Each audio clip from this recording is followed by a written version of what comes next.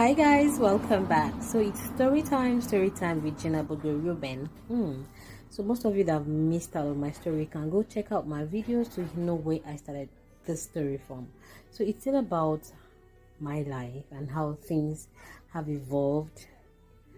So the last story I was telling you guys about myself was about the surgery I had when I was in secondary school, that I actually fell in love with it because one of my friends actually did it. So you guys, the last time I told you guys, up to the extent, where did I even end the story? Where I told you guys the surgery got complicated and that I was rushed to the hospital, right? So on that Sunday, it was actually on a day the bishop was being ordained in my parish, and my parents, my mom and dad, went to church. My parents are knights of the church, the Knights of St. John. So they went to church for the ordination, obviously with their anniversary wears. So my siblings and I were home, and then I was just eating. I think I was eating rice because this surgery actually took place. Was it on the 30th or 29th of December that year? So I actually spent my New Year celebration in the hospital. So that was the day I started eating, after not eating for 3 days. So after a week, the stitches were removed, and then I returned back home.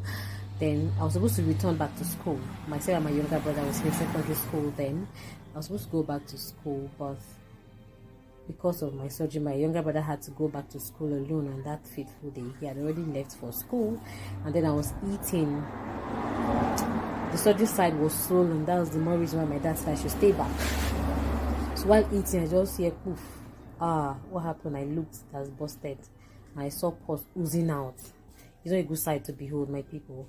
So my parents were called from the church. They rushed back home, took me to the hospital. They took me back into the theater to check. So they had to rush and bring out the pus from the stomach, And then they ran tests on them to see if they were infected or anything. Thank God the test result came out negative, nothing, no infection, yeah. And so from there, I started going for cleansing every morning. They were like, they're going to restructure the stuff. I was supposed to go back into the theater, and going back into the theater a second time within a month. You're not going to be given any anesthesia. I will not be given any anesthesia. I will go on my own, like with my body and flesh alive. Then they will restructure the stuff. They will stitch the place back. It's not a pain. It's not the kind of pain you want to experience. And so we started praying. My mom was praying.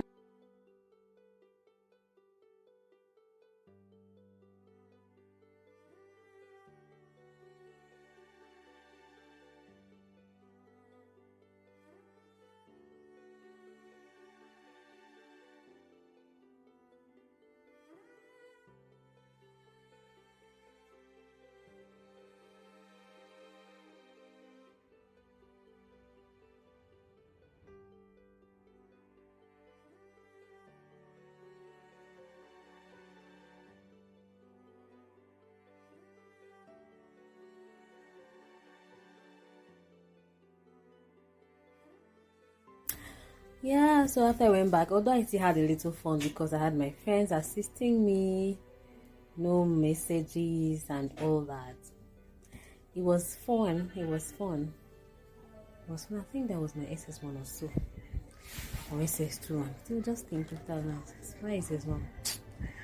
That one don't pass now. Person don't graduate from school. Still go another school, just go another school. They go. We are just schooling. We are still just schooling ahead. Alrighty, guys. So after then,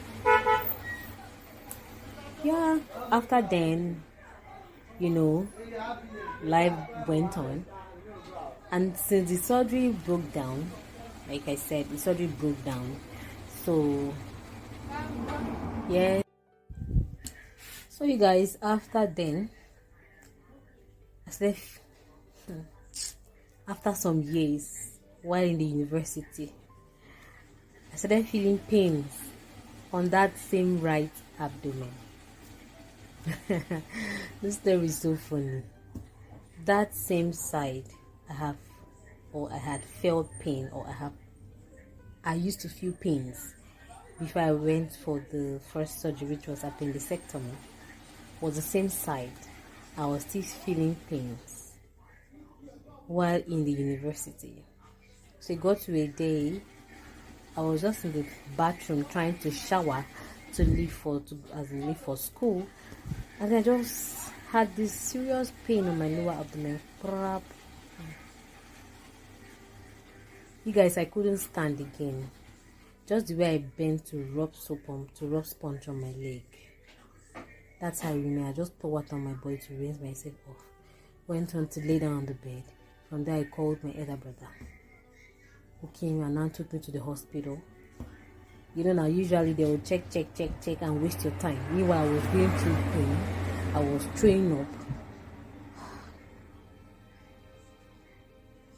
From there, the nurse said it was something else. God, I beg you. This story is so deep. Don't worry, I'm going to be telling you all of my stories, bit by bit. So when you see a book, you know that don't judge a book by its cover. Try to go close to people to know what they've gone through before you begin to judge them for whom they have become today. So that's why, to me, I see life as a privilege given to me by God, because I've seen Pepe as a young girl. No, I've seen Pepe. If there's anything that is more than Pepe, I've seen it. But God allowed me to go through all of those things, so I will be strong today and tell you guys my story and encourage somebody out there. So they prescribed drugs for me from the hospital. My brother, because I was in school then, so my brother took me to his house. From there, I took the medication. I couldn't even eat. Eventually, I was unable to sleep. The pain was so severe. Eventually, I just slept off. Before I woke up, the pain had gone. And they diagnosed that it was a cyst. Okay. From there, I left. I was not paying attention to it. Again, once in a while, I would just feel the pains. I would get some painkillers and okay. So after I graduated from school, I went for service. In the West, I went to service in Osun State. Osun is very close to Ibadan. After Ibadan is Lagos State. So while in Osun, there I was in a family house. I was in NCC family house then. So before we rented our own apartment. So while there, you know, in our family house, I used to cook joint effort food, and I'm not used to joint effort food. So started having some constipations. I couldn't eat their food.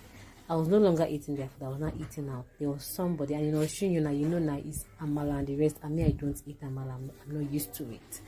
So I had to go. I was eating noodles most of the time. There was a boy I found that knew how to cook our own delicacies, so I asked him to be preparing food. He was cooking for me and one of my friends. I used to go there, eat noodles, rice, or eba and egusi soup. Then in the family house, they were putting plenty of maggi, as in spice now in the food, and my body is not used to so many spices. So I always had cramps whenever I eat it. I always have pains on my tummy, so I stopped eating. Then I started drinking soda water. That became my water. You see me going out with my friends, we'll hang out, everybody will be joyful, eating what they like. They'll eat. I will not be able to eat. I'll not be able to eat fish. I'll be seeing fish looking at me. I'll be looking at it. You see, I eat all kinds of things. I won't be able to eat any of them. It was a very serious matter. Then one day I went to school because I was teaching. I was sent to a school actually. I went to school, and on my way coming back, I met one of my uncle's wife then I would all exchange greetings. Papa, you are in Osun? She said yes. So she came for medical checkup in Obafele OAU teaching hospital. I said, wow, nice. And I went back home. It was on a weekend. I saw on a Friday. Then on a Saturday, I finished washing my clothes. I was ironing to prepare for the next week. I was a teacher, obviously. Prepare for the next week so I can go, so I won't stress myself ironing clothes or washing anymore. Then while ironing, I now felt that pain again. I went to the toilet. The pain became even more severe. One of my pharmacists, a friend of mine who was a pharmacist, I actually had a cartel, prescribed some medications for me. I think it was Buscopan. I took it still didn't work. We're going to continue this video in another series. Please subscribe, like, and share this particular one. The story is becoming more interesting. Please subscribe. Next video out.